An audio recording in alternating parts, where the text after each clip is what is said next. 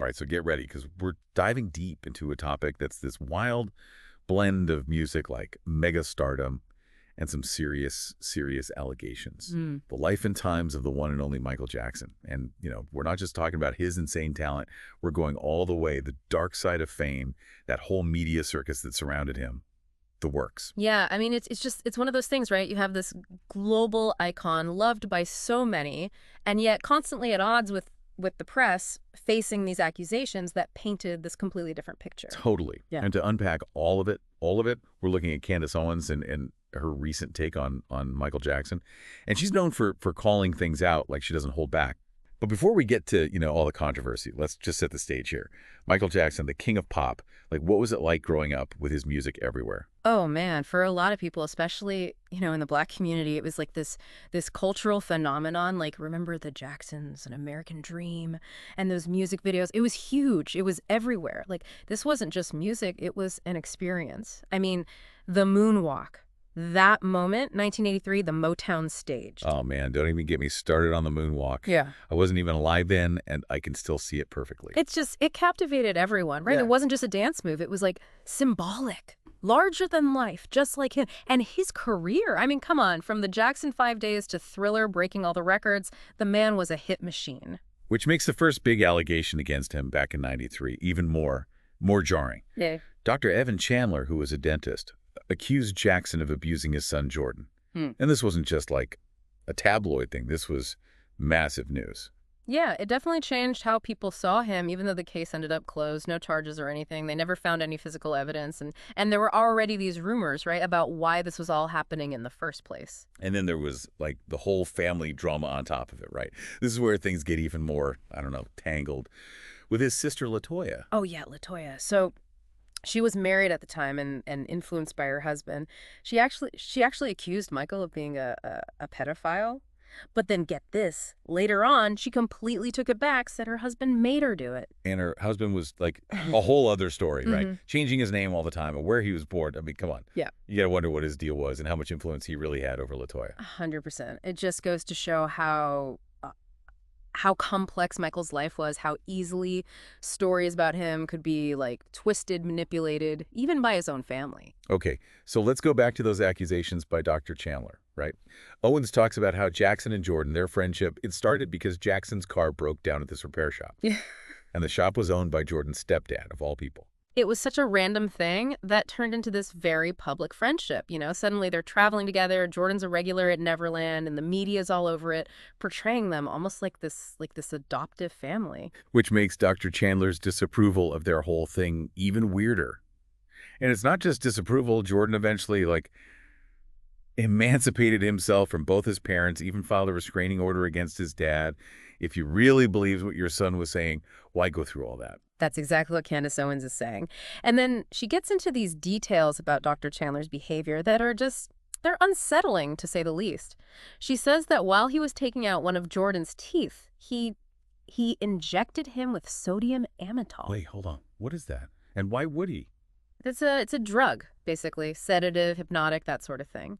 Owens suggests that when Jordan first accused Jackson, he was under the influence of this sodium amytal, and it was after that Dr. Chandler demanded a huge amount of money from Jackson to basically stay quiet. That's messed up. Like, seriously messed up. Feels like something out of a movie. Oh, it gets worse. Owens, she plays these recordings of Dr. Chandler and the things he says, like how he's going to destroy Jackson. It's chilling. You can hear it in his voice. Zero concern for his son, for Jordan. It's all about revenge. I can't even imagine talking about, my own kid that way. To hear a father just dismiss his son, it's bone-chilling. And to make it even creepier, Dr. Chandler actually, he killed himself 5 months after Michael died. Yeah, he did. Shot himself, no note or anything. Just another one of those things that makes you wonder, about the whole situation. And as if all that wasn't enough, 10 years later, 2003, there's another round of accusations, this time from Gavin Arvizo. He said Jackson abused him when he was a kid. And those allegations, those were what led to that huge trial. Jackson was facing, 7 counts of child abuse? And the media, oh man, they went nuts. Talk about a feeding frenzy. Remember those Wacko Jacko headlines? Everywhere you looked. It's like they decided he was guilty before they even heard any evidence. The media wasn't just reporting the news anymore. They were writing the story themselves. Completely. That whole image they painted of him, erratic, unstable, it had an effect. People believed it even before the trial started. It just goes to show you there's always more than meets the eye, more than what you see in the headlines, you know what I mean? And during all of this, there were also those accusations about anti-Semitism. The whole thing with the enemy list Jackson supposedly kept. Right, right, that list. It had some pretty big names on it too.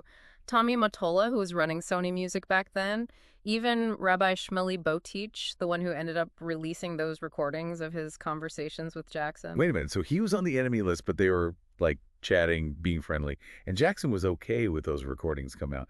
That doesn't sound very enemy to me. See? That's what I'm saying. It's so easy to take things out of context. But listen, even with all of that, the media circus, the years of investigations, all of it, Jackson was found not guilty. On all counts. 2005. It's something people forget a lot of the time, you know. Yeah. It doesn't erase the accusations, of course, but it's a big deal. It really is. It reminds you that everyone deserves a fair trial, innocent until proven guilty, no matter how much noise the media makes. And Candace Owens, she makes this interesting point. She says that Jackson, he always claimed he was being extorted. And she thinks that maybe because he was so willing to call out the big guys, the industry, especially Sony and Apollo, that made him a target. Which makes sense when you think Yeah. about it. I mean, he was huge, obviously, but he was also really vocal about what he saw as messed up in the business, Yeah. especially how black artists were treated. Exactly. And Owens, she even draws these parallels between what happened to Jackson and what we've seen more recently with Kanye, even with herself. They've all been called anti-Semitic, slammed in the media, basically attempts to shut them up for questioning the status quo. It's a pattern. It really is. And with Jackson, it wasn't just about speaking out. This was about money, about power, about who controls the music. There's this clip Owens plays where Jackson goes off, straight up calls out the industry. Sony, Mottola, doesn't hold back at all. Oh, yeah, let's hear it. I mean, dang.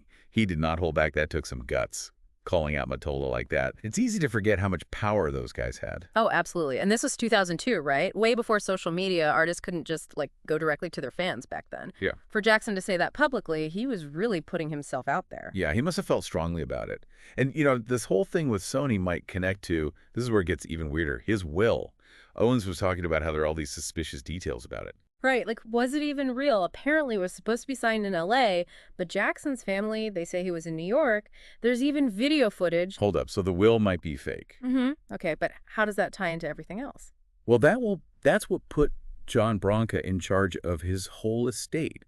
And not just his money, his half of Sony ATV Music Publishing, we're talking about a massive catalog worth a fortune. Whoa, okay, now that's huge. Didn't Owen say Jackson fired Braca back in the day? Yep, 2003.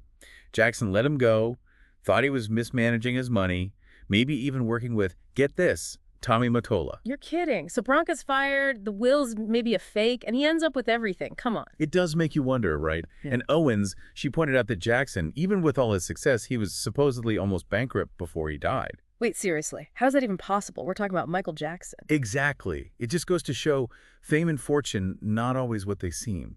Owens thinks that this money trouble, the fights with these powerful people, it's a whole different side of the story. This is a lot.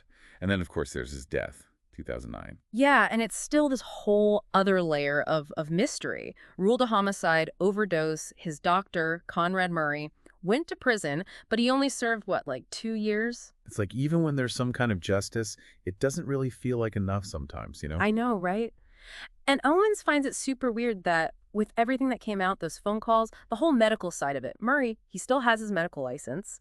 It's those loose ends that keep people guessing, keep the theories alive. Man, this whole deep dive has been intense. We went from the peak of pop music to the dark side of the music industry, accusations, court battles, the whole 9 yards.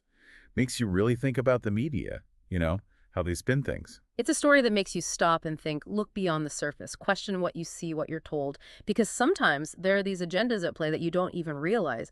So was Michael Jackson a victim of his own fame, a system that chews people up and spits them out, or something else entirely? That's the million-dollar question, right? And we're going to leave that one with you. This deep dive into Michael Jackson's life, his legacy, it's really just the tip of the iceberg. What's stuck with you? What are you going to go research now? We want to know. Keep digging. Keep asking those questions. That's what this is all about.